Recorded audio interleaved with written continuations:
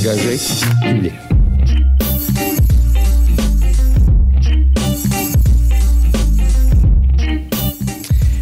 Bienvenue aux Engagés publics, c'est Louis-Philippe au micro et aujourd'hui, je suis avec Clément Laberge. Salut. Et Viviane Martinova-Croteau. Bonjour Louis-Philippe. Et cette semaine, on a un nouveau passeport pendant qu'on tombe en élection. On va avoir le passeport demain, si j'ai bien compris.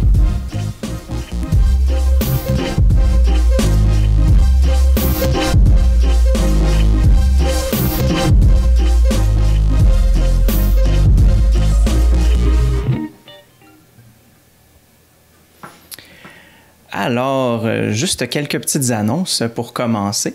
En fait, on a plusieurs entrevues à venir, fait qu'on vous garde des surprises, mais il devrait y avoir du bon stock qui s'en vient. Puis, la meilleure manière de nous appuyer, ce serait en fait de devenir Patreon. Maintenant, on a un compte Patreon avec du contenu exclusif. On a des formations politiques en organisation politique. Donc, en ce moment, il y a des formations de Fournier et Lupien qui étaient tous les deux... Lupien qui était au Parti québécois, puis qui a mené le Parti québécois pendant l'ère de notre cher ami Pierre-Carl. Pierre-Carl, merci. Donc, bien sûr, pour y avoir accès, visitez formation avec un s.engagé public avec des s.com. Sinon, sautons dans le vif de notre sujet. Premièrement, au provincial, les cas de COVID inquiètent toujours. Les patients aux soins intensifs ne sont pas adéquatement vaccinés. C'est ce qu'on apprend dernièrement. Sinon, la rentrée approche. Ça inquiète d'autant plus dû à la présence du variant Delta, qui est plutôt virulent. Donc, sinon, on propose un passeport vaccinal qui va être imposé sous peu. Est-ce qu'on parlait de demain ou... très prochainement. Demain, on va pouvoir télécharger l'application sur iPhone puis sur Android, dès le mois de septembre. Sur Android dans les jours suivants. Ouais, mais oui, effectivement. Puis il va s'appliquer au 1er septembre.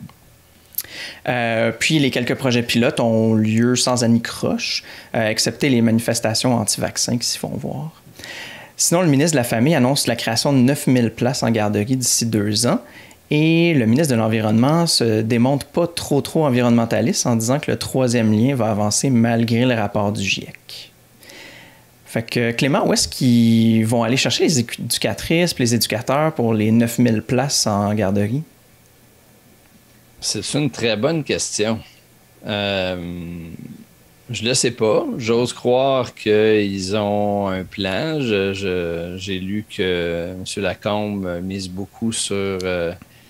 le président du Conseil du Trésor pour lui trouver des solutions. Il reste que c'est pas juste une question d'argent. J'imagine qu'il faut aussi trouver des gens intéressés.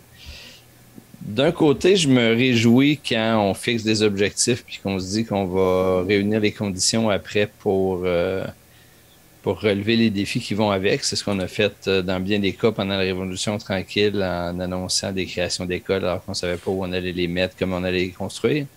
Reste que 2 ans, c'est court et puis c'est un beau défi dans lequel s'engage M. Lacombe, d'autant qu'il y aura des élections en cours de route. On sera à mi-défi à suivre. Ouais, pour moi, c'est... Vas-y, Viviane.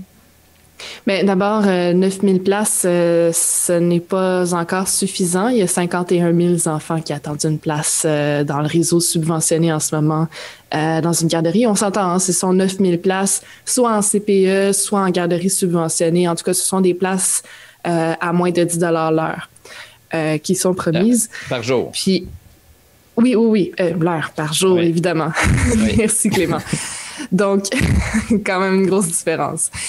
Le problème, tu l'as mentionné dans ta question, Louis-Philippe d'office, c'est que des éducatrices, des éducateurs, il n'y en a pas en ce moment. Elles sortent du réseau, elles vont se trouver des emplois plus valorisés et beaucoup mieux payés. Juste pour vous donner un exemple, une échelle au plus haut échelon salarial en ce moment, une éducatrice va gagner 25 $ l'heure. Une éducatrice qualifiée Donc, qui a étudié là-dedans, qui a un diplôme et qui a des années d'expérience. Donc, 25 l'heure, c'est pas un taux qui est très motivant, c'est pas un taux qui donne le goût beaucoup. Disons, il faut avoir la passion de vouloir s'occuper des enfants, bien sûr, mais c'est pas un taux qui donne le goût de s'investir, d'étudier là-dedans, puis de se dire, moi, je vais faire ma carrière là-dedans, puis je vais atteindre ce haut... cette qualité de vie. Donc, c'est un rattrapage salarial qui est urgent et nécessaire. Puis là, il faut donner un gros coup de barre parce que ces 9000 places, il ne sera pas capable de les ouvrir. Il y aura simplement personne pour travailler dans ces garderies-là, pour s'occuper de ces places-là. Juste cette semaine ou la semaine dernière, il y a un CPE à Val-d'Or qui a fermé ses 80 enfants qui se retrouvent soudainement à devoir trouver de nouveaux plans. Par pénurie de personnel. Et donc, 160, c'est là où le bas blesse par vraiment an. beaucoup en ce moment. Exactement. Ouais, puis c'est fou parce qu'en plus, on a vu un peu le coût en ce moment, avec la pandémie, on l'a vu exacerber, le coût de ne pas avoir... Que les parents n'aient pas d'endroit où envoyer leurs enfants, que ce soit une garderie, mais là, pendant la pandémie, c'était l'école, puis tout, ça lui a un coût, ça lui a mis un stress sur tout le système. Plein de monde qui ne pouvait pas aller au travail, on était pas chanceux, mais en tout cas, avec la pandémie, il y a beaucoup de travaux qui sont devenus plus flexibles ou malheureusement, il y a des gens qui ont perdu leur emploi. Mais ultimement, dans un monde où tout le monde recommence à travailler, ces gens-là, ils ont besoin d'envoyer leurs enfants à quelque part, puis ça va s'exacerber encore. Et rappelons que les garderies, en fait, les CPE, ne sont pas là que pour permettre aux parents de travailler. C'est aussi un lieu d'éducation, de socialisation, puis il y a des milieux, des familles pour lesquelles c'est indispensable pour que les enfants disposent d'un environnement sain, pour donner une pause aux parents et tout. C'est un vrai mécanisme social qui aide des enfants à se préparer un avenir sain. Donc, c'est pas uniquement une mesure économique, c'en est aussi une, mais il y a des enfants dans ça qui vont... les enfants qui n'ont pas accès à ce réseau subissent d'une certaine façon un préjudice par rapport à ceux qui ont la chance d'avoir accès à ces ressources-là. Absolument, parce que, rappelons-le, les éducateurs sont formés. Ils stimulent les enfants, ils leur font apprendre à socialiser, à bien se développer. Des formations, je veux dire, nous, comme parents, on fait on fait de notre mieux avec nos enfants. On veut qu'ils soient heureux, on en prend soin, on veut les stimuler aussi, qu'ils se développent bien. Sauf que ça vaut pas les connaissances que une personne qui a été formée pour ça aura apprises à l'école. Avec les études qui ont été faites, tout ça, j'ai pas mis le même temps, c'est pas du tout comparable. Donc, ces enfants-là sont effectivement pénalisés par le manque de place et les femmes sont doublement pénalisées parce que c'est elles en majorité qui détiennent les emplois d'éducatrices, donc qui ont ces salaires, disons, qui sont plus du tout concurrentiels aujourd'hui et qui sont pas non plus suffisants pour subvenir aux besoins des gens là, avec les marchés locatifs et les propriétés qu'on a aujourd'hui. Femmes notamment, qui sont aussi celles qui payent à l'autre bout quand les places ne sont pas disponibles la plupart du temps. Exactement. C'est en grande majorité les femmes qui sont pénalisées dans leur carrière, qui doivent perdent leur ancienneté, leur job, qui sont freinées dans leur avancement de carrière aussi quand il faut qu'elles restent à la maison pour s'occuper des enfants. Donc, c'est vraiment sexiste finalement. Oui, les retards et les difficultés dans le développement du réseau des CPE, c'est vraiment pas un problème qui est également partagé entre les hommes et les femmes. On est vraiment dû au Québec. Si c'était l'inverse, on aurait réglé le problème depuis longtemps. Ah, c'est tellement vrai, ça. Puis on est tellement dû au Québec là, pour compléter ce réseau-là, ce projet-là. On est cité partout comme un exemple. Le Canada, maintenant, veut nous copier. Aux États-Unis, les progressistes sont admiratifs qu'on ait ce système-là. Puis on n'a jamais fini de le développer. On peut-tu l'achever, enfin? Et puis c'est pas comme si c'était une job facile non plus, là, tu sais, je veux dire, c'est pas comme si ils s'occupent pas de 1 ou 2 enfants à la fois, là. Les ratios, c'est comme, je pense, 8 ou quelque chose comme ça, et quelqu'un part en vacances, ben là, ça tombe 10, puis là... fait que tu sais, c'est quand même... c'est pas comme si c'était le grand luxe comme emploi non plus. Là. Fait que, tu sais, je sais pas, j'ai l'impression qu'en plus, quand on en entend parler, on entend beaucoup des négociations avec le gouvernement bouge pas, veulent pas négocier, nanana. Fait que, tu sais, au final, qui est-ce qui. Je trouve que c'est difficile d'avoir vraiment envie d'aller travailler là-dedans. Tu sais, on entend qu'ils sont pas nécessairement toujours bien traités, puis tu sais, tout le monde dit oui, c'est essentiel, mais au final, ça arrive très rarement qu'on s'entend pour finalement débloquer quelque chose pour ça. Là. Absolument. C'est souvent ça dans les professions majoritairement occupées par des femmes, c'est qu'on compte sur le fait que c'est leur vocation un peu. Puis là, je pense que c'est leur vocation vraiment pour la grande majorité là, de s'occuper des enfants. Elles aiment ça, elles sont tellement bonnes. T'sais, moi, mon enfant, je le vois, là, il est heureux à sa garderie. Puis je veux tellement que les personnes qui en prennent soin soient mieux valorisées dans notre société. Là. Puis ça, ça passe en partie par l'argent. Faut pas le négliger. Donc, en gros, 9 000 $, bravo, mais peu mieux. Exactement. Puis sinon, est-ce que le passeport vaccinal, est-ce que ça vous fait peur? Est-ce que vous êtes à minuit, vous allez télécharger votre application pour être sûr de passer direct puis d'être prêt pour ce passage-là? Moi, j'ai l'impression que ça va être une évidence pour la grande majorité des gens, je vois pas tellement le problème. Oui, il y aura toutes sortes d'inconvénients, d'anicroches, il y aura probablement des cas particuliers qu'on va avoir de la misère à gérer au début. Bon, c'est un développement. Est-ce qu'on aurait aimé mieux s'en passer? Oui. Est-ce qu'il y a des questions que ça soulève qu'on aurait aimé mieux éviter? Certainement. Ben là, on est là, puis je pense que tout le monde comprend qu'on n'est pas sorti du bois, puis qu'après le Delta, il y aura peut-être un autre, puis un autre, puis un autre, puis que là, il est temps d'expérimenter des façons d'en sortir. Fait que vivons avec les quelques protestations, laissons les choses s'apaiser, puis je pense que à Noël, on n'en parlera plus. Puis je tasserai pas du revers de la main les gens qui ont des objections par rapport à ça, ni même qui ont des objections ou des questionnements tout à fait légitimes par rapport au vaccin. Je pense qu'il faut prendre ces questions-là au sérieux, puis pas d'office les rejeter comme étant des élucubrations complotistes. Mais moi, je me pose aussi des questions. Parce qu'on a fait des choix comme société, on a fait les choix de soigner tout le monde. On a fait les choix, puis ça, c'est vraiment une règle qui est absolument immuable, qui est une inconditionnelle. On soigne tout le monde sans discrimination. On a fait le choix d'avoir un système de santé publique et on fait le choix d'avoir la liberté aussi de décider d'être vacciné ou pas. Mais là, à partir du moment où on est dans une pandémie, puis que, comme tu l'as mentionné, Clément, il y a des variants qui circulent, qui sont de plus en plus résistants ou partiellement résistants au vaccin, il y a quelque chose qui craque. Soit on décide qu'on ne soigne plus tout le monde, ce qui n'est certainement pas l'option que je privilégierais si j'étais décideur.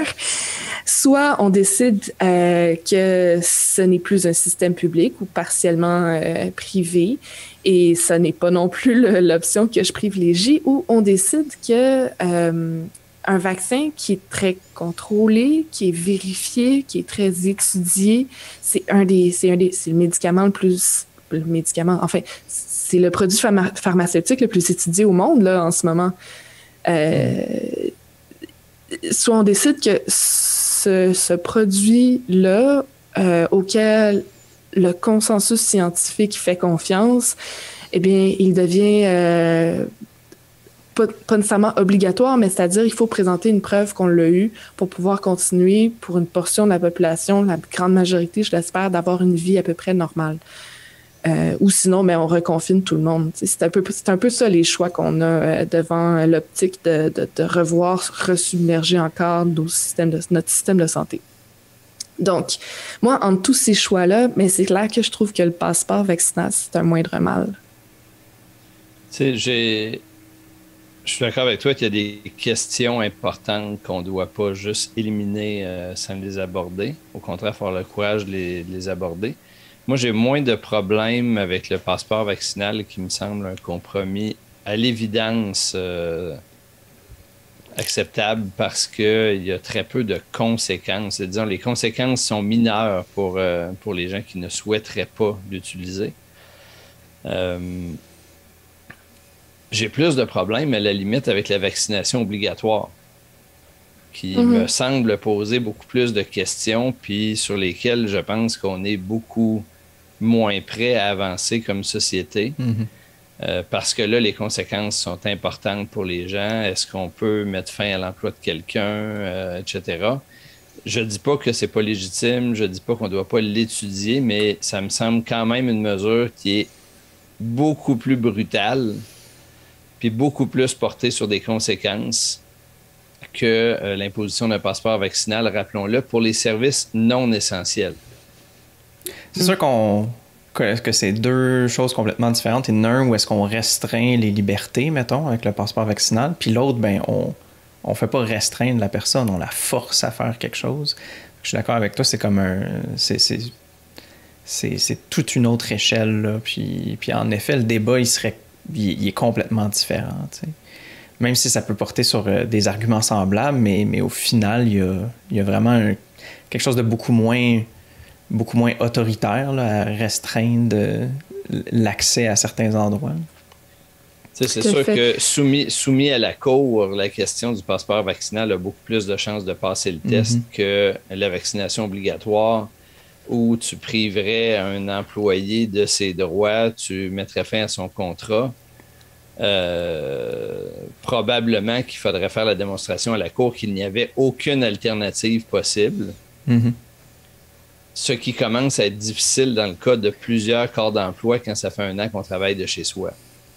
Fait que je comprends qu'il y a des corps d'emploi où il n'y a pas d'alternative, mais on est probablement dans des cas beaucoup plus restreints que les applications que certains semblent possibles d'en faire à court terme. En tout cas, enfin, on verra. Il y a une commission parlementaire qui va se pencher sur la question. Il y aura sans doute des recours en cours, on verra, mais ça m'apparaît une voie beaucoup plus périlleuse. Ouais.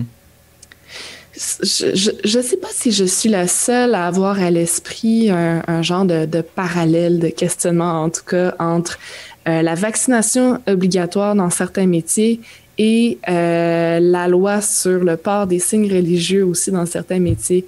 Je me demande s'il y a des parallèles à faire entre ces deux situations-là, puis où est-ce que ces deux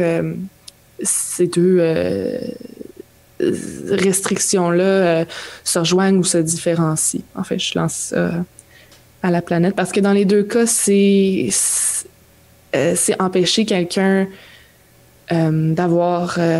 en fait, c'est le droit à l'emploi. Là. Il en va de la discrimination à l'emploi, en fait. C'est ça que je voulais dire.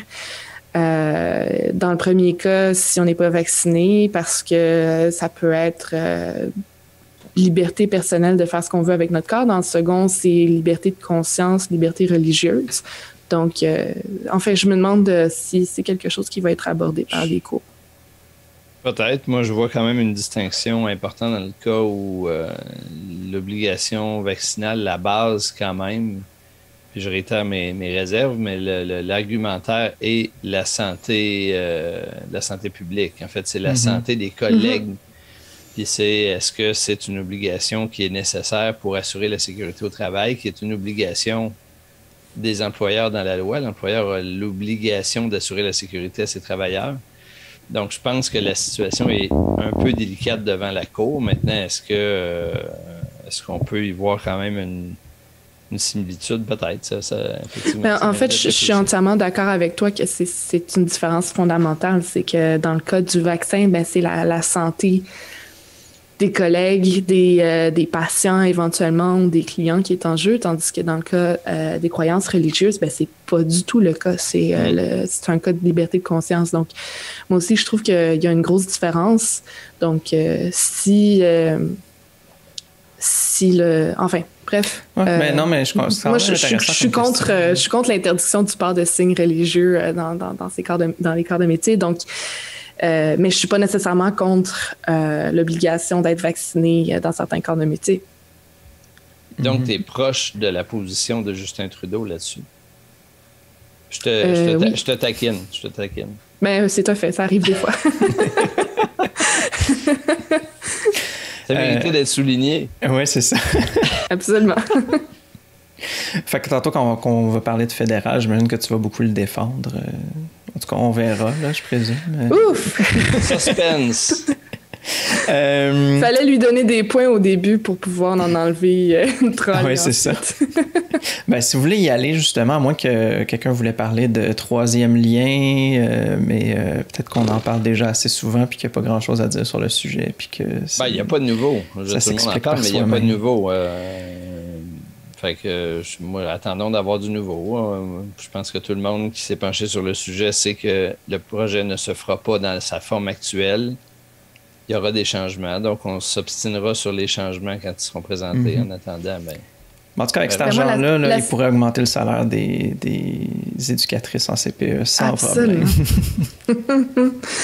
Ce qu'il y a de nouveau sur ce dossier, c'est justement, ça nous amène aux élections fédérales, c'est le positionnement des partis fédéraux sur cet enjeu qui est finalement provincial.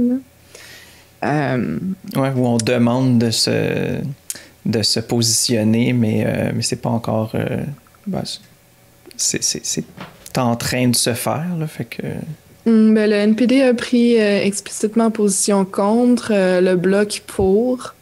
Il était plus neutre jusqu'à tout dernièrement. Là, je pense que c'est d'aujourd'hui même que Yves-François Blanchet a avoué un penchant favorable.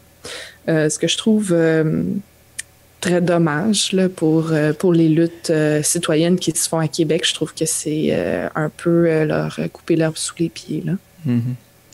Oui, mais la réalité, c'est que dans le contexte actuel, je pense que dans l'élection actuelle, dans le contexte du projet actuel et de l'information disponible, se dire contre aurait probablement pour effet de lui couper une grande partie de ses chances sur la Rive-Sud, puis de restreindre ses appuis dans des circonscriptions où il est loin d'être acquis pour gagner. En fait, c'est un positionnement impossible pour lui. Cela dit, là, je fais du pur calcul électoral. Là, tu peux je pense que c'est ça. Mais je pense que c'est le calcul qu'il a fait. Fait que sa position aujourd'hui est opportuniste. Il dit, je pense que le projet peut devenir un projet qui a du sens écologiquement, au conditionnel.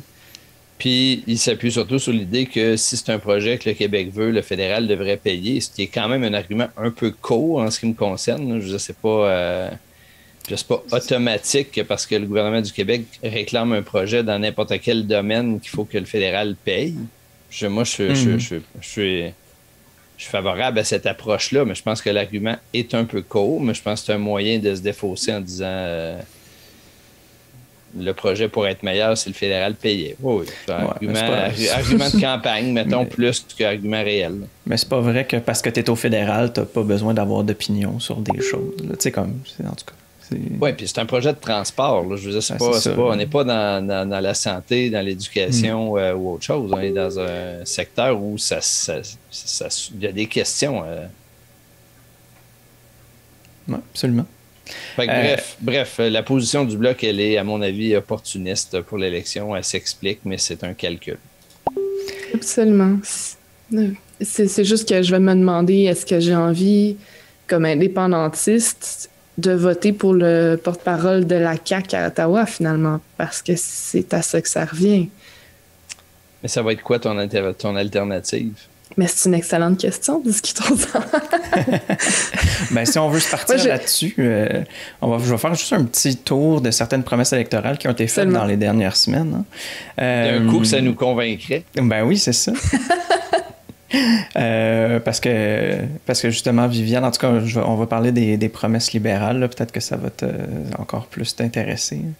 Fait que pour commencer avec le NPD, ben, ils veulent freiner la hausse des prix en immobilier. Donc, ils promettent une taxe de 20% pour les acheteurs étrangers. Puis, ils proposent aussi d'arrêter de subventionner les énergies fossiles. Du côté des conservateurs, ils veulent que les travailleurs soient présents sur les CA des grandes entreprises. Puis O'Toole se place en grand défenseur des travailleurs canadiens. Sinon, les libéraux, ils veulent augmenter le financement en santé, mais ils veulent mettre des conditions, malgré que la santé soit de compétence provinciale. Blanchet avec le Bloc, malgré qu'il soit condamné à errer en opposition, il dit plutôt chercher un mandat qu'il pourrait utiliser pour faire des propositions et déposer des projets. Fait qu'il proposerait notamment une péréquation verte, puis une nouvelle loi sur les Indiens. Ça devrait être assuré. Sinon, Bernier, il ne sera pas du débat des chefs, puis il n'en est pas surpris. Voilà. Nous non plus. Puis finalement, pour parler de Cuba, un tweet de Christopher Freeland à propos de O'Toole étiqueté par Twitter comme utilisant un média manipulé. Donc, Viviane, là, on parlait des libéraux, mais là, les conservateurs, est-ce qu'ils vont commencer à t'intéresser s'ils virent gauchistes? Mais crime, que les travailleurs soient présents sur les CA des grandes entreprises, drôle de mesure pour le Parti conservateur, on va se le dire. Mais j'ai encore trop peur qu'un député conservateur d'arrière-ban remette à l'ordre du jour un projet de loi sur les interruptions de grossesse. Donc, c'est éliminé. On élimine cette option-là. Ça en fait une facile. Oui, ça en fait une facile. De toute façon, au sujet de l'environnement, c'est des irresponsables. Puis c'est la grande priorité de notre époque. En fait, la canicule qu'on vit présentement ne cesse de nous le rappeler quotidiennement à quel point c'est inquiétant. Donc, c'est une des... si c'est pas la chose la plus importante à prendre en compte pour la prochaine élection, ça élimine pour moi les conservateurs définitivement. Mais je ne sais pas pour qui je vais voter. Je ne sais pas si je vais faire autre chose qu'annuler mon vote. Je ne voterai pas non plus pour le Parti libéral. Louis-Philippe, j'espère que je te déçois pas trop. Oui. Ah oui, quand même. En plus, j'ai Stephen Guilbeault dans ma circonscription qui se représente, notre ministre du patrimoine. Mm-hmm. Et lui, il n'a pas peur, il a pas peur de piler sur ses convictions pour tenir la ligne de parti. Ouf! Ouais. Avez-vous vu Fred Dubé qui a commenté une de ses photos? Non. Ça, c'était drôle. Sur ses réseaux sociaux, Stephen Guilbeault qui met des photos de début de campagne. Là, puis là, on le voit sur un escabeau en train d'accrocher une pancarte de sa face. Là. un classique de campagne électorale pour les candidats aux élections. Et Fred Dubé qui commente, je paraphrase, là, j'y vais de mémoire. En 2001, on grimpe des ponts pour l'environnement. En 2021, on grimpe des escabeaux pour sauver les pétrolières. Et j'ai trouvé ça super drôle. Wow. En fait, son commentaire, plus d'1 millier de réactions approbatrices. La publication originale en a à peu près 200. Ouais. Moi, cela dit, sur Stephen Guilbeault, j'ai du mal à lui faire... C'est-à-dire que, oui, il assume forcément le rôle qu'on essaie de lui faire... Ben, pas qu'on essaie, qu'on réussit à lui faire porter de porte-parole tiède, de mesures froides. Mais moi, c'est surtout le reflet de la force des lignes de parti. Qu'on a aujourd'hui, peut-être au fédéral encore plus, mais j'en sais rien. Mais je peux imaginer, puis pour l'avoir vécu, que dans une campagne, tu acceptes de dire des choses qui ne sont pas au plus profond de tes convictions parce que tu es amené à faire des choix puis à te dire que les valeurs qui t'ont amené à te présenter puis à défendre sont plus importantes que les quelques couleuvres qu'on te demande d'avaler. Tu sais, être candidat pour un parti, c'est plus compliqué que de militer pour une organisation qui ne se bat que sur un thème.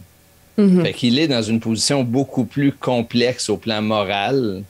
Puis c'est sûr que ça le confronte à beaucoup plus de questions morales par rapport à lui-même que quand il était dans n'importe quel rôle qu'il a joué précédemment. Reste qu'il y a toujours bien un bout à tout. Puis je veux dire, avec les positions qu'il a prises, les arguments qu'il nous a tenus pendant des années, je l'écoute des jours essayer de nous convaincre que le Parti libéral est un parti responsable, qui a fait des choses admirables, exemplaires à l'échelle du monde en environnement depuis 2 ans, là, il faut arrêter. Tu sais, il y a un moment, c'est t'attaques complètement ta crédibilité puis celle d'un bon paquet des gens autour de toi. Là. Absolument. Je suis entièrement d'accord avec tout ce que tu dis, Clément, sur être dans un parti politique, là, c'est être dans une équipe. Il faut travailler avec du monde. C'est impossible qu'on soit assez nombreux pour prendre le pouvoir et tous d'accord sur 100% des sujets. Exact. Impossible. Il faut savoir faire des compromis. Mais il faut savoir tracer des lignes. Il faut savoir dire, jusque-là, je suis capable de faire des compromis, mais ça, il n'y en a pas de compromis possible. Ou au-delà de cette ligne-là, c'est pas possible. Et Stephen Guilbeault, il l'a complètement, complètement effacé, cette ligne-là. Il l'a jamais tracée, en fait. Parce que c'est beau, de toute façon, je pense même pas qu'il était surpris parce que ça faisait quelque temps qu'il se déradicalisait, qu'il se désolidarisait du mouvement environnementiste. Parce qu'en effet, c'est beau quand tu annonces qu'il n'y aura plus de voitures à essence d'ici 2035, mais il faut quand même que, comme tu dis, il y ait une ligne qui dit « Ah ben, je veux pas voter pour ça, acheter un pipeline. » Là, ça devient complètement absurde là, après. Mais encore à ce propos-là, j'ai l'impression que c'est justement quelque chose qui aurait peut-être aidé d'avoir la proportionnelle au fédéral, là, qui est encore peut-être sur la table éventuellement, mais je pense pas vraiment que... Non. Mais tu sais, les électeurs sont pas bêtes, là. À défaut d'avoir la proportionnelle, on élit des gouvernements minoritaires. C'est ça le moyen qu'on a comme électeur, comme citoyen dans le régime britannique. Fait que moi, tout ce que je peux souhaiter, c'est que les libéraux perdent leur pari puis se retrouvent à la même situation qu'on était puis soient obligés encore pendant quelques années de faire des compromis. Puis tant mieux si les partis d'opposition sont plus forts un peu pour exiger des compromis plus réels que ceux qu'ils ont fait jusqu'à présent. Absolument. C'était un pari très égoïste. D'ailleurs, les partis d'opposition le disent très souvent. Il n'y avait pas de raison d'aller en élection. C'est un gouvernement qui fonctionnait bien. Les libéraux défendent leur bilan en disant qu'ils ont fait ci, ça, qui était très bien. Les partis d'opposition disent « Attendez, ça, vous l'avez bien fait parce que c'est nous qui vous avons forcé la main parce qu'on avait le pouvoir de le faire parce que vous étiez un gouvernement minoritaire. » Donc, vous voyez, c'est un gouvernement qui fonctionnait très bien. On n'avait pas de raison d'aller en élection en pleine pandémie. J'ai souvenir d'un gouvernement à Québec qui a payé très cher de vouloir accélérer son retour à la majorité. Donc, on verra si c'est ce qui arrivera aux libéraux, mais ça peut coûter très cher, ce genre de pari. Mais Louis-Philippe, tu disais la proportionnelle, en fait, la proportionnelle mixte probablement aurait pu aider. Puis effectivement, quand je disais oh non, je faisais référence à ton ajout que c'est peut-être encore sur la table au niveau canadien. Mais je suis convaincue que ce n'est aucunement sur la table, malheureusement. C'est la canne à pêche. Puis je sais même pas si les gens vont en parler, là, mais si au final ils en parlent, ça probablement mènera pas à grand... Au final, c'est plate parce qu'il y a du monde comme toi puis moi qui se disent « Ah, ben, tu sais, je sais pas si je vais juste annuler mon vote parce que peut-être que toi, je sais pas à quel point est-ce que c'est garantie libérale, mais ici, dans le sud-ouest, c'est pas mal une garantie libérale. Fait que, tu sais, mon vote, il sert pas à grand-chose, à part peut-être financer le parti pour lequel je voterais si il ramasse un certain nombre de votes, là. Fait que... Je ne crois même pas parce que le financement public des partis politiques avait été aboli par le gouvernement Harper. Encore mieux, c'est vrai. Donc, je vais t'enlever encore une raison de voter aux élections fédérales. Mais tu sais, c'est quand même là qu'il faut lire aussi les choix discutables. J'en conviens avec toi là, du Bloc dans sa déclaration d'aujourd'hui sur le troisième lien, c'est que Yves-François Blanchette est bien conscient que s'il fallait qu'il donne dès aujourd'hui la Rive-Sud aux conservateurs, il n'aide pas à la suite des choses à l'échelle du Canada. Là. Je sais quand même, il y a de ces comtés concernés par le troisième lien qui vont être extrêmement importants dans l'équilibre qu'on va trouver après l'élection. Fait que ça explique tous les calculs et les courbettes qui vont se faire autour du troisième lien dans les prochaines semaines. Ah, absolument, puis j'adorerais ça, habiter dans un des comtés qui est comme que si je vote d'un bord, ça se peut que ça change complètement qui est-ce qui se fait élire, tu sais, puis ça doit être fascinant d'habiter dans un comté comme ça, même. C'est sûr que si Stephen Guilbeault se retrouvait en danger dans Laurier-Sainte-Marie, ben, je vais y repenser. Hein. Je vais peut-être ne pas annuler mon vote si une telle chose arrive. Sauf que je crois qu'il faudrait que les libéraux baissent encore pas mal dans les intentions de vote pour que cela arrive. Ça dépend toujours contre qui est-ce qu'il est en danger. Oui, aussi. Dans Laurier-Sainte-Marie, c'est Nima Machouf qui se présente pour le NPD et c'est Marie-Èveline Michel, si je ne me trompe pas, qui se présente pour le Bloc québécois.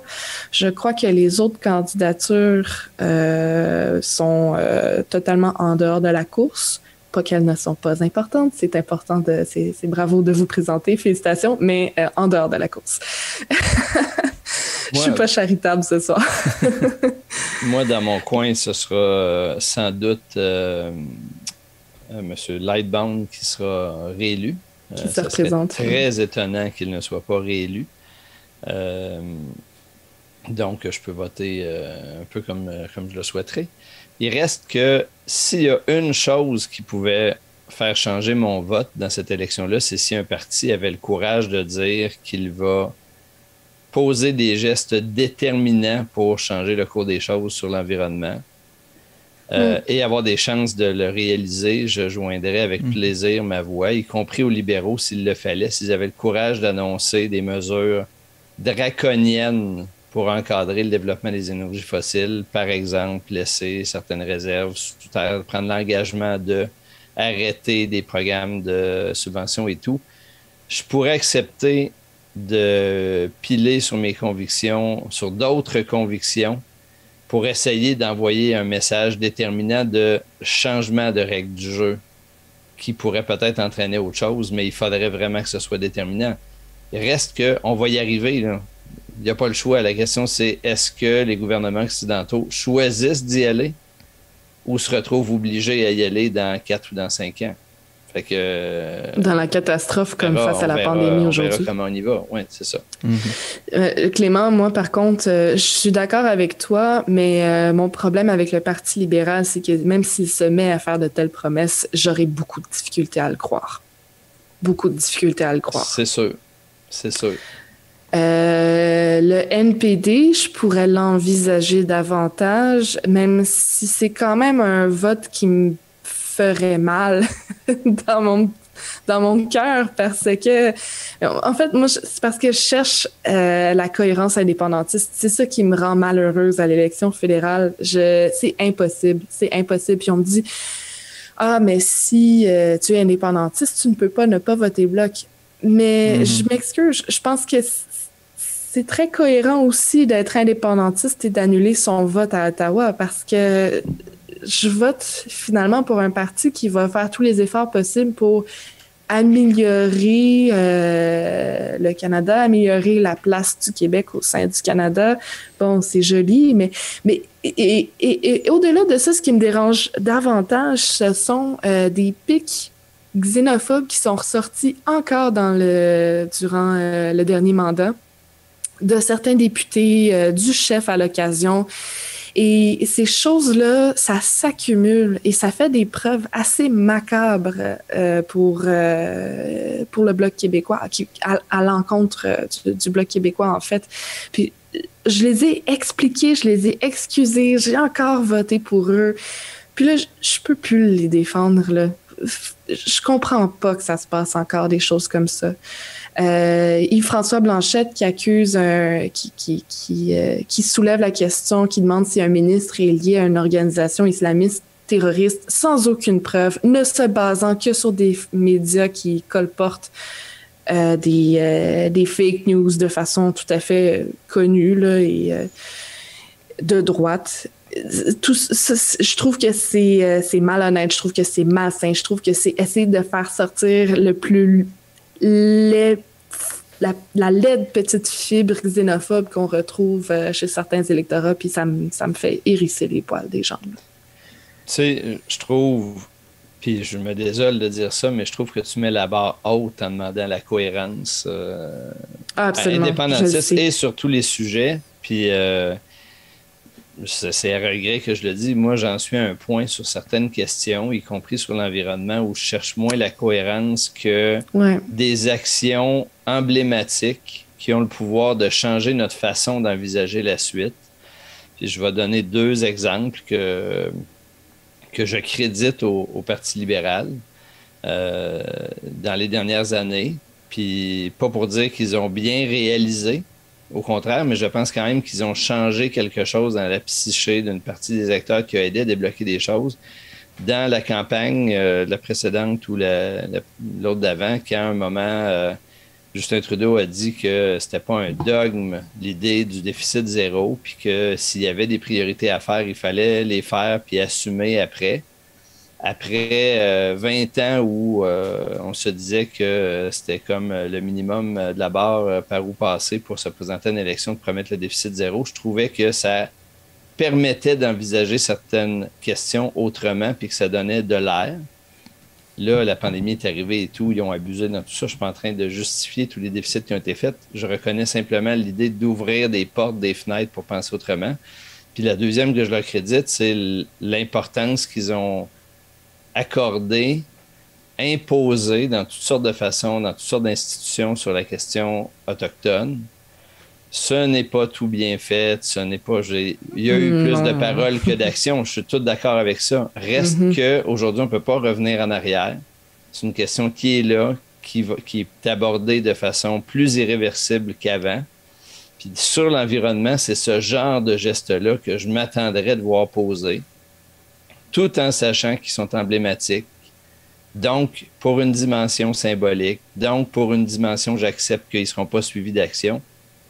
Mais on a besoin de changer notre façon d'aborder ces questions-là. Fait que je suis à la recherche de ça plus que de cohérence aujourd'hui.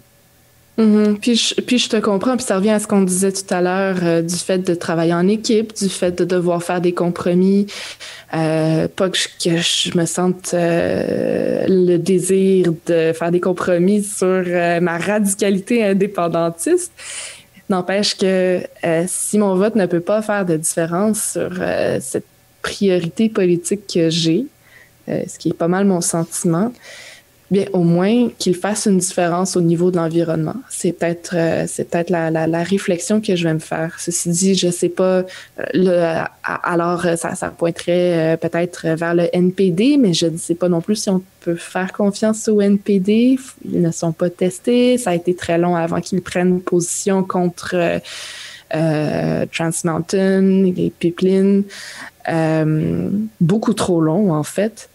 Puis, et puis évidemment, ben, là, c'est vraiment quand même faire un gros sacrifice de mes convictions indépendantistes parce que c'est aussi un parti qui est très centralisateur, oui, de gauche, mais de gauche au niveau canadien, ça implique aussi empiéter beaucoup sur les champs de compétences des provinces. Puis ça, c'est difficile de revenir en arrière après. Quand le gouvernement fédéral se met les pattes là-dedans, c'est difficile. C'est un gouvernement conservateur qui est élu ensuite, qui serait pas mal à l'autre extrême, hein, parce que le spectre des positionnements politiques est plus à droite pour le reste du Canada qu'au Québec.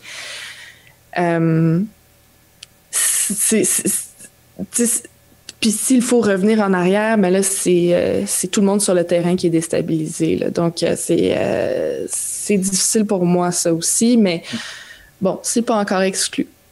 Je pense que c'est une bonne analyse du NPD parce que aussi, vu qu'ils n'ont jamais été au pouvoir fédéral, je pense que probablement qu'ils n'ont pas l'habitude de gérer cette dualité-là fédérale-provinciale. Puis c'est ça peut-être qui les pousse à faire des propositions que finalement, comme ils voient un problème dans leur entourage, puis ils disent on pourrait régler ça de cette façon-là, mais peut-être qu'ils ne réalisent pas qu'en fait, il y a des paliers.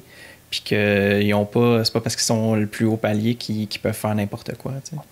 Absolument. Puis la réponse de Jagmeet Singh à cette question-là qui lui est parfois posée n'est pas du tout rassurante. Il dit sur le terrain, les gens, ils s'en foutent de quel palier de gouvernement une mesure vient s'ils sont d'accord avec elle. Ça, c'est sa réponse. Puis c'est vrai, c'est absolument vrai. C'est comme ça qu'il va faire des points d'un point de vue électoral. Mais c'est tout à fait nocif à long terme, ça, pour notre nation, pour notre liberté de peuple, pour notre capacité à nous gouverner, pour notre capacité à faire éventuellement l'indépendance. Puis moi, dans mon vote, je peux pas ignorer ce fait-là. Ah, puis le Canada fonctionne. Tu ne crois pas au fédéralisme bienveillant? mais justement, par rapport à ça, je pense que le Canada ne fonctionne pas de la même façon d'un bout à l'autre, d'un océan à l'autre. Absolument pas. Donc, tu sais, je veux dire, une mesure qui va bien paraître par quelqu'un qui est dans, je sais pas moi, une banlieue à Calgary ou à Toronto, peut-être ça marche pas dans la banlieue à St. John's, puis parce que oui, mais ça serait vrai de la Gaspésie et du plateau Mont-Royal aussi. Ah oui, absolument, absolument. Oui, mais il y a une cohérence étatique. Il y a un sentiment d'appartenir à la même nation quand même. Oui, avec des différences régionales, mais il y a des référents culturels, historiques qu'on partage. C'est pas le cas dans l'ensemble du Canada. C'est pour ça que c'est justement pour ce que Louis-Philippe dit que je crois que c'est un pays qui est dysfonctionnel puis qui est mieux d'être... Mais tu vois, notre discussion montre bien que cette élection-là n'est pas réglée pantoute. Si Justin Trudeau pensait que ça allait passer comme une lettre à la poste, il doit commencer à s'inquiéter. En tout cas, lui, c'est sûr qu'il veut son mandat pour faire un peu ce qu'il veut après, parce qu'il veut se faire justifier, je présume, pour après ça transformer les mesures de pandémie en ce que ça y tente. Là. Mais en effet, c'est vraiment pas gagné. Je serais très surpris qu'il ait une majorité le lendemain de l'élection. On verra, mais mes paris iraient sur minoritaire. J'entends beaucoup les commentateurs mentionner, je ne prendrai pas l'originalité du commentaire, là, mais on pose la question depuis le début, pourquoi aller en élection maintenant? Les libéraux n'ont pas de réponse convaincante à ça. Ils veulent pas admettre que c'est juste pour être en majorité. Donc, tout le monde attend c'est quoi les mesures extraordinaires qu'ils vont nous proposer. Sauf que là, il y a énormément d'argent qui est déjà engagé dans des promesses préélectorales. Il y a énormément d'argent qui a été engagé aussi dans les mesures pour lutter contre la pandémie. Donc, des sommes très, très importantes. C'est quoi, ça va être quoi ces mesures choc? Puis, c'est des milliards qui vont pleuvoir, là, j'imagine, en plus de tout ce qui est déjà engagé. Enfin, à voir. Puis, ultimement, je pense pas que les électeurs vont dire ils ont été en élection alors que ça me tentait pas, donc je voterai pas pour eux, ou je vais voter pour les conservateurs parce que les libéraux ont été en élection sans raison. Tu sais. Je pense que les gens vont voter... plus ou moins conséquemment, mais probablement que le fait qu'on ait été en élection ne prendra pas une grosse place dans le choix. Non, probablement qu'il y a des gens qui ont été amateurs de ce gouvernement minoritaire, qui ont trouvé que ça fonctionnait bien vont se dire je veux leur donner un autre gouvernement minoritaire. Ouais, peut-être. Mais après ça, c'est en votant pour les libéraux ou en votant pour quelqu'un d'autre. Les progressistes conservateurs, les conservateurs, en tout cas. Progressistes conservateurs. Ben là, je sais pas là, si ils deviennent le grand défenseur du prolétariat canadien. Je pense que ça peut... Je sais pas. Les conservateurs, c'est exactement comme tu dis, Viviane. Il y a comme cette espèce de dualité dans le parti, puis ça va toujours rester derrière la tête que il y a peut-être quelqu'un qui va faire quelque chose que je suis extrêmement pas d'accord, et donc, oublie ça, je pourrais jamais leur faire confiance pour quoi que ce soit.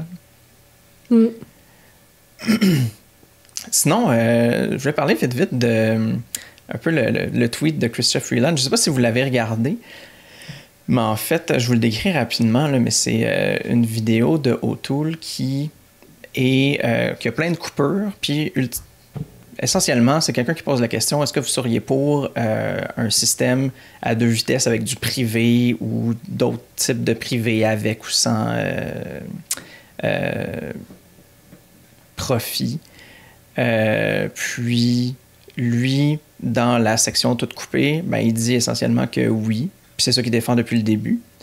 Mais quand tu regardes la vidéo complète, il passe la moitié du temps à encenser notre système actuel, puis il dit que c'est un des systèmes exemplaires, puis qu'il est super beau, puis qu'il le supporte, mais qu'il n'est pas contre d'essayer de faire du 2 vitesses.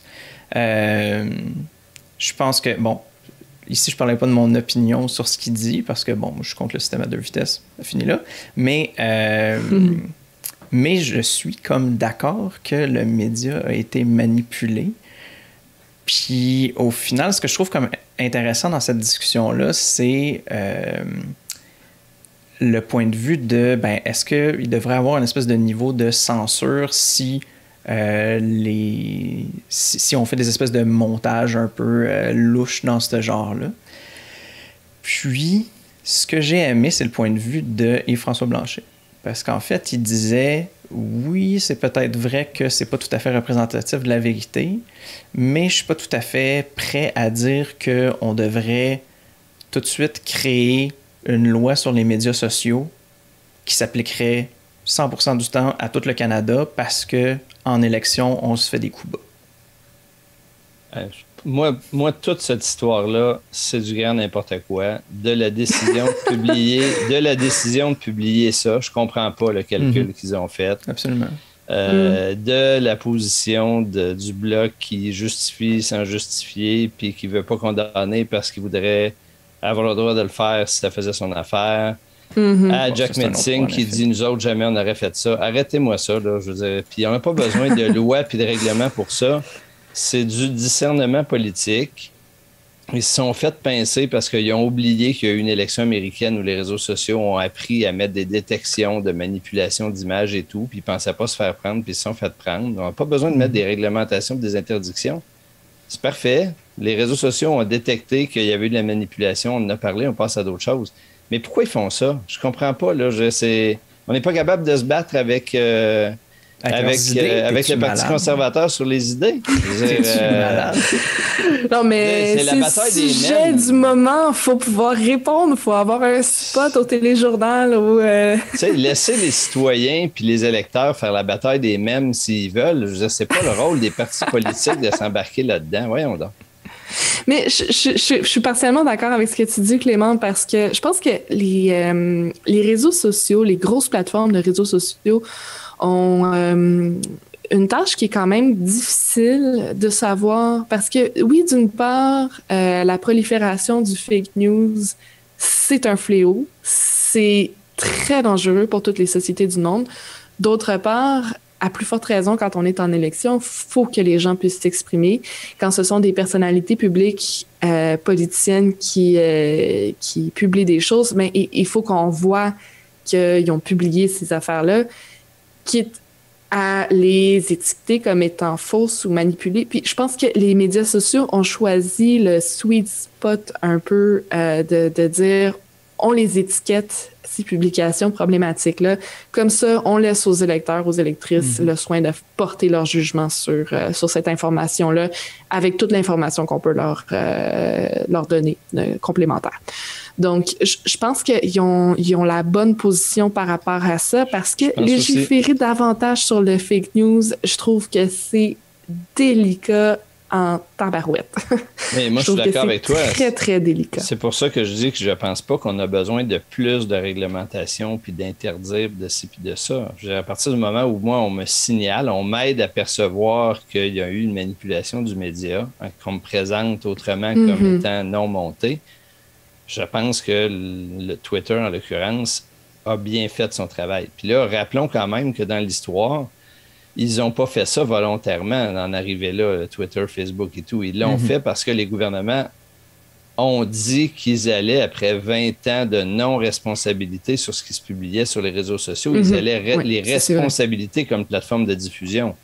Puis c'est de peur d'être encadrés plus sévèrement qu'ils ont dit on va au moins faire notre bout pour commencer. C'est absolument vrai. Puis on est arrivé là. Fait que c'est le minimum de la responsabilité qu'on est en droit de leur attendre en démocratie. J'espère qu'on n'aura pas besoin d'aller plus loin. S'il le faut, ça sera délicat, mais on l'abordera. Mais de mon point de vue, on est en droit de s'attendre à plus de hauteur morale des gens qui demandent notre confiance dans une élection qu'une équipe qu'on constate qui n'a même pas eu le jugement de ne pas s'exposer à l'étiquette média manipulée. Ou alors, ils l'ont cherché en se disant on va avoir notre 15 minutes de discussion, puis on va... Mais quel mauvais calcul. Moi, je m'attends à plus de hauteur des gens qui me demandent de leur accorder ma confiance. Malheureusement, on revient toujours à ce thème-là, aux engagés publics, du fait du format nécessaire de la punchline en politique pour arriver à percer dans l'esprit des gens et de la contradiction entre ça, puis la nécessité d'être capable de discuter d'enjeux délicats, d'enjeux qui ont besoin d'équilibre, d'enjeux qui ont besoin de profondeur. Puis ça, c'est tout à fait... et de cohérence. Merci. Oui, tout à fait. Donc, c'est un grave dilemme que, malheureusement, Facebook et Twitter ne régleront pas à eux seuls non plus, bien qu'ils soient très puissants. Absolument. Je voulais vous demander, est-ce que vous vouliez parler du dernier sujet ou vous voulez tout simplement parler d'élections municipales? Ah, ben, je veux dire, moi, moi je suis prêt à parler des deux sujets rapidement. OK, c'est bon, excellent. Peut-être qu'on peut commencer par notre sujet international pour ensuite finir avec ces élections municipales. Donc, comme vous avez pu le voir aux nouvelles, les talibans reprennent le contrôle de Kaboul et de l'Afghanistan. Donc, 20 ans après l'intervention de l'OTAN, ils laissent l'aéroport aux mains des Américains jusqu'au 31 août pour évacuer le personnel et les réfugiés. Du côté des Canadiens, les soldats semblent dépendants des Américains. Ils pourraient donc probablement pas revenir avant ces derniers, donc sont un peu pris dans cette opération-là. Puis, les talibans affirment qu'ils vont respecter les droits de la femme pour le futur, mais bien sûr, on peut en douter parce que si on se remémore leur ancien régime. Clément, comment tu te sentais en 2001 quand on est parti envahir l'Afghanistan? Puis qu'est-ce que tu t'imaginais comme futur pour ce pays-là? Ben, tu sais, je me souviens pas dans le détail comment ça s'est passé. Je me souviens du déclenchement de la guerre et tout. Mais on savait déjà qu'il y avait des combines, qu'on y allait avec des intentions. On n'allait pas là... uniquement pour trouver Oussama Ben Laden. Guidé, c'est ça. Puis, j'ai lu quand même plusieurs textes depuis le début de la semaine pour essayer de comprendre comment on en arrivait là.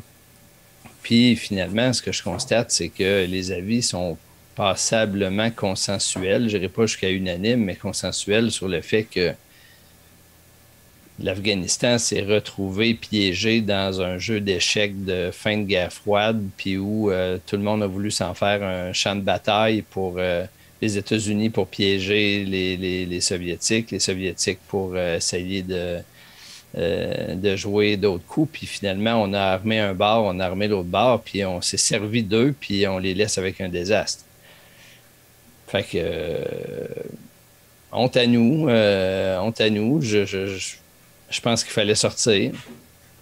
Je vois pas comment on réglait la situation en restant plus longtemps. Là, on est comme obligé d'avoir la foi qu'il va y avoir une solution qui va se trouver sur place, mais quel désastre on laisse à ce peuple-là après, puis on dit 20 ans, après 40 ans.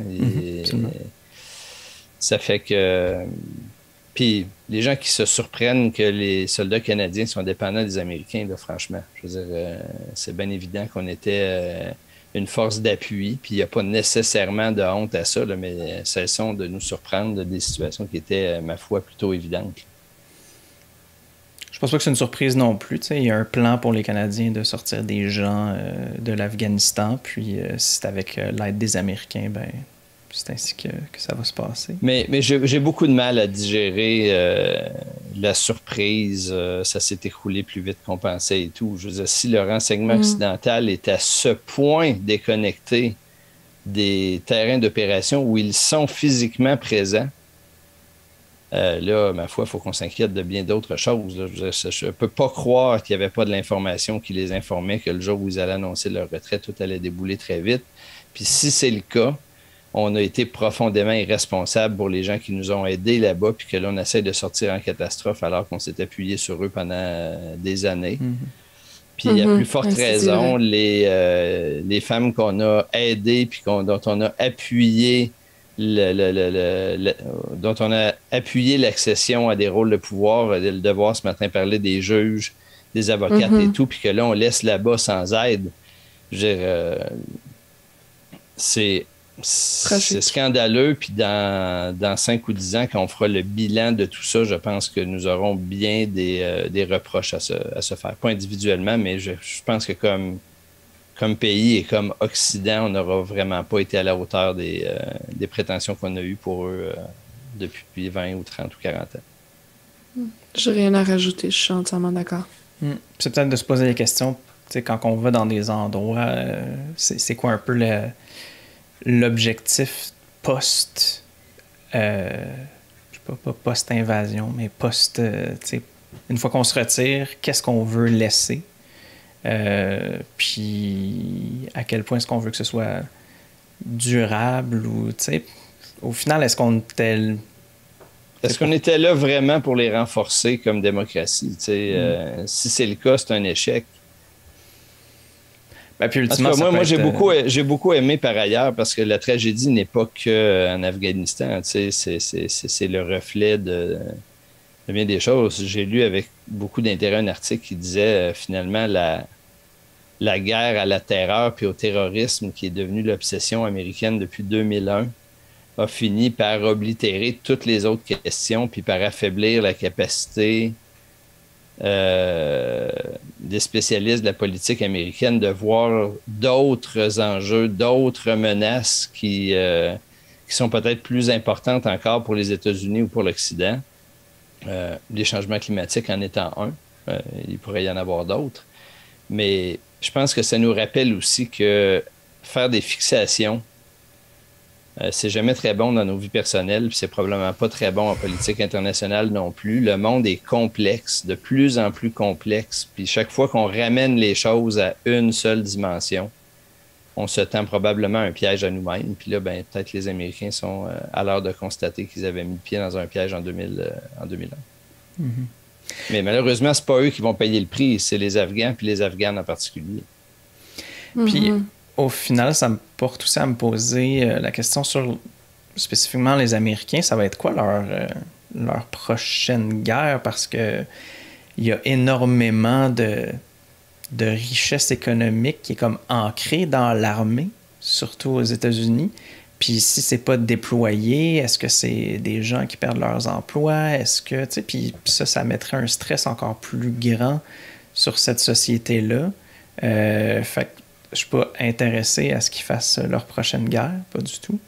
Mais j'ai l'impression qu'il va toujours devoir en avoir une pour qui?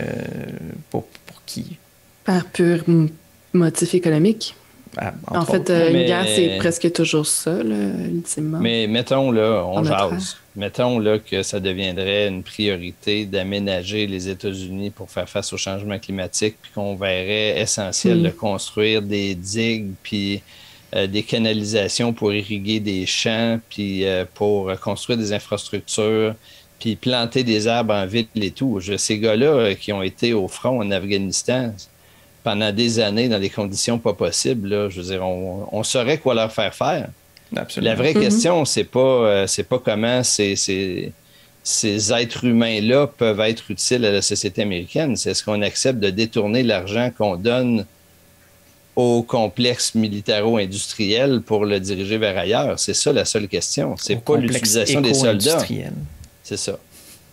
Mais le vrai courage est là. La question, c'est est-ce que Biden va accepter de dire je prends 100 000 hommes et femmes qui sont dans l'armée puis je les mets à des tâches de redressement de la société pour faire face au changement climatique?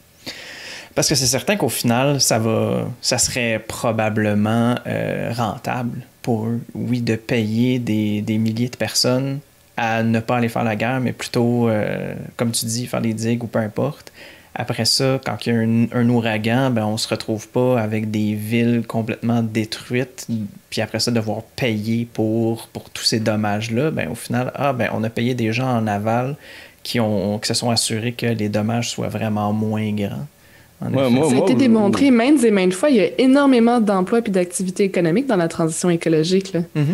C'est moi, où je suis confiant, puis je suis un éternel optimiste, je le sais, je l'assume, c'est qu'actuellement, ce qu'on observe, c'est qu'il y a un déplacement de l'argent du complexe militaire et pétrolier vers d'autres secteurs de l'économie. Il est encore trop petit, mais il y a quand même des nouvelles réjouissantes. J'ai les compagnies d'assurance qui actuellement refusent d'assurer des compagnies dont les actifs sont trop lourdement dans le pétrolier, dans les industries fossiles, puis qui disent débarrassez-vous d'abord de ces actifs-là avant qu'on vous assure.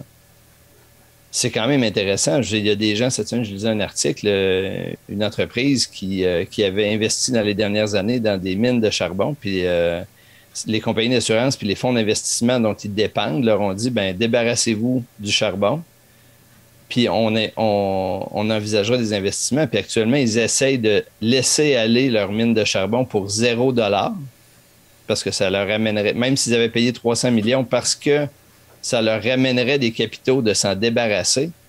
Là, je commence à trouver qu'il y a des signes intéressants. Il faut accélérer, il faut aller plus loin. Mais il y a quelque chose qui se passe. Il faut être confiant, puis accélérer ça, puis être exigeant avec les banques, avec Desjardins, avec les endroits où sont les fonds de pension des entreprises dans lesquelles on travaille. Il faut accélérer ça, puis il y a de l'espoir. C'est vraiment cool ce que tu viens... d'abord, l'anecdote que tu as racontée, Clément, je la connaissais pas. C'est vraiment le fun de savoir ça. Puis, ce que tu viens de dire aussi sur, d'être exigeant envers les institutions qui ont du pouvoir. Desjardins, c'est un excellent exemple. Là. On est presque tous membres de Desjardins encore.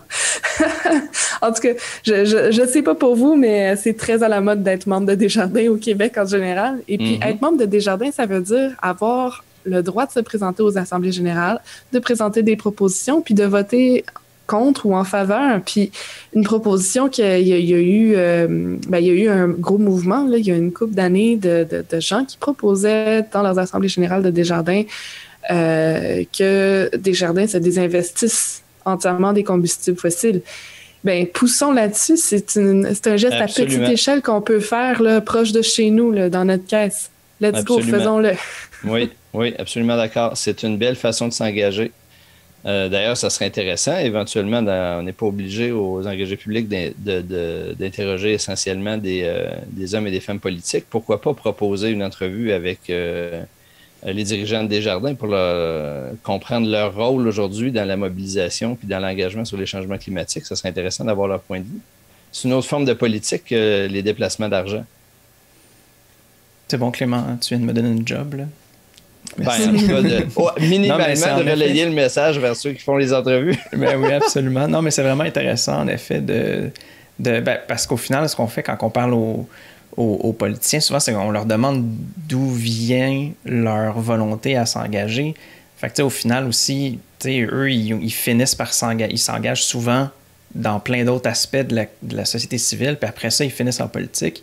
Puis il y a des gens qui finissent pas en politique, mais ils sont quand même engagés dans plein d'aspects de la société civile, dont notamment peut-être chez Desjardins. Puis moi, ce qui m'intéresse dans ce cas-là, puis pour lequel j'aime beaucoup l'approche, le rebond que tu as retourné sur la question de Desjardins, c'est qu'on fait trop porter, trop souvent, le poids puis l'anxiété qui va avec des changements climatiques sur des décisions individuelles. Bien sûr qu'il faut que je mette ma canette de microbrasserie dans le bac, puis bien sûr, il faut que je retourne mes canettes. Non, faut pas que tu retournes dans le bac. Oui, c'est ça, faut que tu retournes. Faut pas que tu la mettes dans le bac. Moi, c'est un long débat. J'ai documenté ça cet été dans mes loisirs, on s'en reparlera. Mais tout ça pour dire que, tu sais, éviter les pailles, puis etc., je suis d'accord, il faut le faire. Mais la game, elle se jouera pas là. Puis il faut arrêter de culpabiliser les gens parce qu'ils ne l'avaient pas demandé. Puis il y en a une paille dans le drink qu'ils ont commandé. Parce qu'on n'est pas Les changements, ils vont être systémiques. Puis c'est là qu'il va y avoir des changements. Puis c'est là qu'on doit être acharné. Le reste, c'est du gravy. Tant mieux, il faut le faire. Mais la vraie différence, ça va être des changements systémiques. Puis ça, c'est les politiques, puis les gens qui détiennent l'argent, puis les autres leviers de pouvoir qui vont pouvoir le faire. C'est sûr qu'en parlant de plastique, c'est probablement plus efficace d'interdire, comme à Montréal va arriver, les plastiques à usage unique que de dire aux gens, vous ne devriez pas en utiliser. Oui, mais tu sais, oui, tout à fait. Mais le changement, il reste qu'il est sur la surconsommation. Le point à l'origine, c'est le mode de vie dans lequel on est qui nous pousse à surconsommer, puis après ça, à vivre avec du suremballage, puis ainsi de suite. Fait qu'ils soient emballés dans du plastique petit, mince ou tout ça, le mieux, ça serait de réduire la consommation qu'on fait. Et ça, sur une base individuelle, c'est extrêmement difficile. Absolument. Entièrement d'accord. Absolument. Puis, vous vouliez parler de politique municipale. Viviane, je pense que tu avais un sujet particulier que tu voulais apporter. Oui, puis là, je m'excuse pour nos auditeurs à travers le Québec parce que les élections municipales, hein, c'est évidemment pas juste à Montréal. Il y en a partout. À Québec, ça va être intéressant aussi à suivre. Puis là, je veux dire, j'en suis quand même quelques-unes. Là. Je connais des personnes qui se présentent à Longueuil. On a Catherine Fournier qui se présente contre l'ex-président de la CSN, Jacques Letourneau. C'est quand même, ça va être intéressant de voir le dénouement de cette histoire-là. Catherine Fournier, qui est évidemment la députée indépendante, qui était auparavant députée du Parti québécois. Et amie des engagés. Et amie des engagés, bien sûr. Vous pouvez aller voir la formation qu'elle a donnée à l'adresse, Louis-Philippe. Engagé. Formation S. Exactement. Formation S. Engagé S. Public S. Mais bref, Catherine, que j'admire beaucoup, là, même si je n'ai pas été 100% d'accord avec elle sur tous les enjeux, je trouve que c'est vraiment une personne de conviction, puis une femme extraordinaire, vraiment admirable. Absolument. Puis parlant de femmes admirables, ben, je dirais la même chose d'Éveline Baudin, qui se présente comme mairesse à Sherbrooke. Puis il y en a des tonnes d'autres. Puis à Québec aussi, là, c'est ça, je sais. Régis Labaume ne se représentant pas. Ça va être intéressant de découvrir la succession parce que les candidats ne sont pas très connus de l'extérieur de Québec. Ah, même à Québec, ils sont tous en déficit de notoriété, mais justement, ça va être d'autant plus intéressant de découvrir du nouveau, quoi qu'il arrive. Mais donc, évidemment, moi, j'habite à Montréal, donc ce sont les élections que je suis du plus près. Et il s'est passé quand même quelque chose de vraiment intéressant cette semaine, qui a commencé par l'annonce de la candidature du militant documentariste Will Prosper. Will Prosper comme maire de Montréal-Nord, qui est un arrondissement qui a vraiment été négligé politiquement à Montréal. C'était le cœur de la pandémie pendant certaines vagues parce que Travailleurs de première ligne. Travailleurs de première ligne, un arrondissement défavorisé. Donc, toutes ces raisons-là ont mis en lumière les injustices. Et puis, là, il y a des phénomènes, des problèmes de gangs de rue, parce qu'ils sont engendrés évidemment par la pauvreté, par des sous-investissements dans cet arrondissement-là. Puis là, Will Prosper se présente pour Projet Montréal dans l'équipe de Valérie Plante. Un gros événement. Quelqu'un qui vient de la place, qui est respecté, qui a une vingtaine d'années de militantisme derrière la cravate pour lier les communautés ensemble. Vraiment quelqu'un qui est admirable et populaire. Un gros coup contre Denis Coderre, parce que Denis Coderre, mais c'était son arrondissement Montréal-Nord. L'adversaire de Valérie Plante, évidemment. Et là est sortie la nouvelle pour venir trasher le beau CV de Will Prosper, qui était auparavant policier de la GRC, agent de la GRC. Il aurait consulté une base de données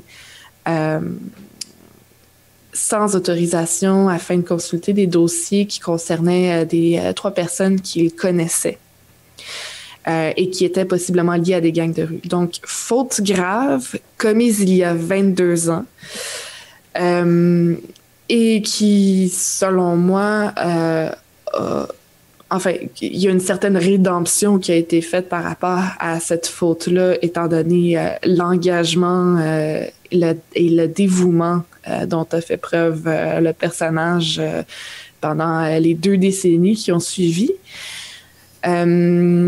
L'équipe, évidemment, d'Ensemble Montréal, le parti de Denis Coderre, a sorti fort contre ce candidat-là pour dire que c'était absolument inacceptable, que c'était peut-être une taupe, c'est un mot qu'ils ont employé. Et je voulais en parler de ça parce que j'ai l'impression que Denis Coderre a un peu fait une passe sur la palette à Valérie Plante sur ce dossier-là. Parce que oui, c'est un sujet qui est grave. Oui, le sujet des gangs de rue, c'est un sujet qui va être probablement important à l'élection montréalaise.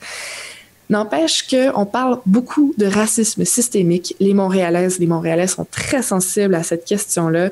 Et là, on a un exemple quand même assez flagrant, là, puis je pense que tout le monde l'a vu, d'une faute qui n'est pas pardonnée à quelqu'un qui est une personne racisée. Qui est absolument impardonnable, on peut plus lui faire confiance, c'est une taupe. Même si ça fait 22 ans de ça. Et un des éléments du racisme systémique, ben c'est ça, c'est qu'on on pardonne des choses beaucoup plus facilement à des personnes blanches. Par exemple, quelqu'un qui aurait été sous enquête de l'UPAC, Denis Coderre, qu'à des personnes racisées. Et d'ailleurs, Denis Coderre, ça fait pas 22 ans de ça, hein? On va se le dire. Donc, il n'y a pas eu d'accusation contre Will Prosper dans ce dossier-là. Ce qui est arrivé, c'est qu'il a été forcé de démissionner. Il n'y a pas eu de preuve qu'il avait utilisé cette information à mauvais escient ou qu'il l'avait transmise aux personnes concernées. Rien de tout ça. Il a, à mon avis, probablement été curieux parce que c'était des personnes qu'il connaissait et il est allé mettre son nez où il n'aurait pas dû. Mais je pense que ça méritait le pardon. Puis je pense que Denis Coderre, en tapant très fort contre cet adversaire, a donné l'occasion à Valérie Plante de démontrer qu'elle se tenait derrière son candidat. Qu'elle continuait, qu'elle l'a défendu, elle continue de le défendre. Et puis, je pense qu'il y a beaucoup de gens à Montréal qui sont parfaitement conscients que le racisme systémique est un fait, vont trouver ça quand même assez noble comme geste. Donc voilà, j'avais vraiment envie de sortir ma pensée sur cet enjeu-là qui a été quand même assez important cette semaine ici. Écoute, je pense que je suis d'accord avec toi que Denis Coderre n'a pas fait un bon coup sur cette affaire-là. Ça ne sera pas payant pour lui. Je partage ton point de vue. Par contre, je m'étonne d'une chose et je m'interroge sur une autre. Je m'étonne que l'équipe de Valérie Plante n'ait pas vu venir ce cas-là, puis j'inclus Will Prosper là-dedans. Pour moi, c'était évident que ça allait arriver à un moment ou à un autre, puis ils m'ont pas donné l'impression, ni lui ni elle, d'être prêts à faire face. Ça, je trouve que c'est ordinaire. Ça allait arriver. C'est bien évident. À plus forte raison, sachant que c'était Denis Coderre, l'adversaire en face, puis que tous les coups sont permis. Puis que tout le monde sait qu'il a des amis dans la police. Voilà, donc ça allait arriver. Puis ils n'étaient pas prêts à le faire clairement. Mais bon, c'est des choses qui arrivent. Les partis se font tous prendre un moment ou un autre. Là où je réfléchis, je suis d'accord avec toi que ça devrait et ça aurait dû depuis longtemps lui être pardonné. Pour ça, il aurait fallu qu'il le dise, par contre, parce qu'on peut pas reprocher que ça lui ait pas été pardonné depuis, ne le sachant pas.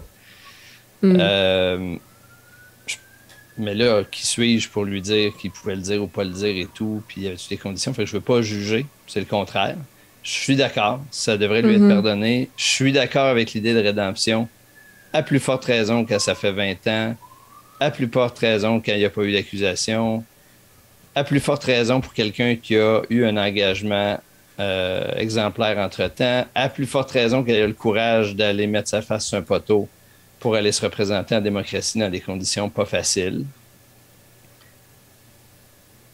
Je m'interroge juste si les gens qui aujourd'hui prennent sa défense avec autant de vigueur auraient fait preuve de la même ouverture à la rédemption pour un candidat qui aurait été dans un autre parti moins de gauche. Je me souviens de des jugements et des condamnations qu'on a fait à des gens au PQ, au Bloc, au Parti libéral, pour des fautes infiniment moins importantes, puis où on a lapidé les gens, puis où on les a condamnés de façon irréversible. Je dis pas que c'était brillant, je dis pas qu'on devrait lui faire la même chose parce qu'on l'a fait comme ça. Je dis juste que la rédemption ne devrait pas être liée à l'orientation politique de quelqu'un, puis on ne devrait pas faire preuve de rédemption plus avec quelqu'un à gauche qu'avec quelqu'un à droite. La rédemption, c'est quelque chose qui est un pardon pour des fautes commises qui ont été effacées ou qui devraient l'être parce qu'il y a des actions qui ont été faites pour les corriger. Fait que, moi, j'invite juste une partie des gens qui ont défendu Will Prosper, puis d'une partie de la gauche québécoise à réfléchir sur cette question-là. Je pense qu'on gagnerait tous à ne pas avoir la rédemption asymétrique. Puis on serait une société bien meilleure si on était capable de pardonner aux gens indépendamment de leurs convictions politiques. Cela dit, bravo à Will Prosper de continuer, puis j'espère que ça pourra s'être retourné contre ceux qui ont voulu lui faire payer une erreur d'il y a trop longtemps. Mm-hmm. Puis j'entends dans ton commentaire, Clément, peut-être une déception du fait que effectivement, je pense que les gens de gauche sont parfois très difficiles. Ben, en fait, tout le monde, on est tous difficiles contre nos adversaires politiques. C'est ainsi que ça fonctionne. Puis qu'on devrait être plus clément parfois ou plus capable de faire d'offrir la rédemption, comme on dit, mais il y a et je suis d'accord. Souvent, je trouve que effectivement, mon milieu, mon réseau est beaucoup trop dur envers certaines fautes commises, puis les choses sont gonflées en ballon par les médias, puis je suis pas nécessairement d'accord ni à l'aise avec ce que mon propre côté sort. Ceci dit, il y a des cas où la condamnation vient du fait que la personne est en fonction ou que c'est très récent comme faute. Puis c'est drôle parce que Denis Coderre fait un peu un parallèle avec Ali Nestor, un ancien combattant professionnel en arts martiaux qu'il voulait présenter lui aussi dans Montréal-Nord aussi, je crois. Puis qui a dû exclure à cause d'allégations d'agression sexuelle. Et là, c'est récent, là. Puis, si je ne me trompe pas, c'est plus récent. Et il n'y a pas... Dans le cas de Will Prosper, il y a quand même eu comme dossier clos. Il n'y a pas eu d'accusation ensuite. Il n'y a pas eu de... Tandis que dans le cas d'Ali Nestor, ben, il y a comme un flou qui est... Mais dans tous les cas, là... perturbe. Dans tous les cas, le pardon, ben, il y a les cours pour le faire de façon collective. Les cours sont là pour accorder des pardons s'il y a lieu. Sinon, c'est une question qui est essentiellement personnelle. Ça fait que moi, je peux décider que pour moi, Will Prosper est pardonné ou pas, puis je pourrais décider qu'il y a des... Moi, je pouvais juger qu'il y a des candidats, par exemple, ou des députés qui ont été sévèrement sanctionnés par la population auxquels moi j'aurais pardonné, c'est correct. Puis il y a des gens à qui on a pardonné pour lesquels moi j'aurais pas pardonné. Puis là, ça fait appel à nos valeurs, à nos expériences personnelles et tout. Là où Denis Coderre est de mauvaise foi, c'est que c'est lui qui a choisi de ne pas le présenter à l'Inestar. Ça veut dire que lui a jugé qu'il n'était pas pardonnable. Puis alors que Valérie Plante estime que Will Prosper est pardonnable. Ça questionne bien plus leur valeur à eux que le jugement de la société et tout. Lui, il a jugé que l'Inestar n'était pas présentable devant les gens parce que les gens ne lui auraient pas permis. C'est la lecture qu'il lui a faite comme chef de parti. Valérie Plante a fait une lecture opposée de la pertinence d'accorder un pardon et de est-ce que la population allait le faire. Ben, on verra, mais je pense qu'il faut distinguer ce qui relève des cours puis ce qui relève de la vie de chacun puis de la lecture qu'on fait de où en est l'opinion publique. Mais ultimement, le chef fait aussi le calcul de à quel point est-ce que lui ou elle, ça... Parce que si Valérie Plante a pardonné Will Prosper, ça parle aussi de qui est Valérie Plante, puis bien de sûr. Tout le monde qui fait son choix personnel, qui dit est-ce que j'aurais pardonné cet individu-là, oui ou non. Après ça, porte un jugement sur le chef de parti. Puis ça fait partie du calcul. Puis peut-être que ce que Denis Coderre s'attend pas, c'est que des gens peuvent respecter un chef parce qu'il a pardonné quelqu'un. Parce bien sûr. Puis je sais pas, ça fait tellement vieux jeu de s'imaginer qu'on peut pas pardonner. Puis tu sais, pour boucler la boucle sur la question du racisme systémique, je suis un peu moins sûr que toi qu'on est devant un cas de racisme systémique. Je ne nie pas son existence au racisme systémique. Systémique, je l'ai déjà dit, puis moi, je pense qu'on devrait arrêter de tourner autour du pot, puis de le reconnaître, puis d'assumer. Je suis un peu moins sûr que toi qu'on est dans ce cas-là maintenant. Cela dit, moi, allons plus loin, là, je veux dire, dans la société telle qu'on est, il y a des catégories de citoyens qui ont vécu du racisme systémique, de l'oppression, des systèmes injustes ou des conditions inégalitaires à qui on devrait pardonner plus facilement qu'à d'autres. Je ne parle pas des Blancs ici. Je parle de ceux qui ont vécu dans des situations dans lesquelles ils étaient beaucoup plus exposés à faire des erreurs, à poser des gestes malheureux que nous l'avons été. Oui, absolument. Donc, le pardon, est-ce que ça doit être quelque chose d'égalitaire? Non, absolument pas. Le pardon, c'est un jugement qu'on porte sur aussi les conditions dans lesquelles la faute a été faite, puis sur ce qui a été les conditions dans lesquelles elle a pu être tentée d'être corrigée. Puis, absolument. Puis, en ce sens, je veux dire, c'est jamais...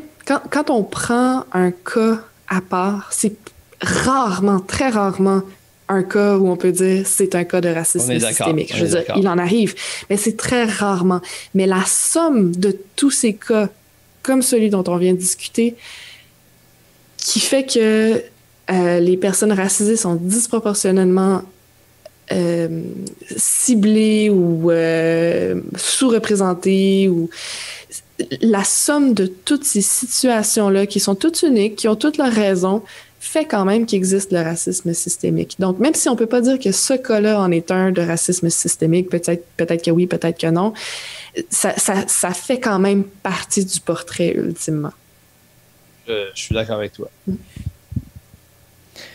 Clément, est-ce que tu voulais parler de politique québécoise du Québec, de Québec? Oui, écoute, après des sujets aussi importants, je n'ai rien à mettre dans la balance. L'élection à Québec sera plus intéressante dans quelques semaines, je pense. Oui. Excellent. Je serais enchantée qu'on passe un bon 20 minutes dessus la prochaine fois pour qu'on peut-être sur un sujet moins tordu. Ça va dépendre des partis en élection à Québec, je présume. Oui. Donc, c'était notre épisode. Donc, merci d'avoir été des nôtres. Il y a eu de la matière. Il y a eu de la matière, oui. On a parlé un petit peu, hein, je pense qu'on a dépassé notre moyenne en termes de temps. Un petit peu.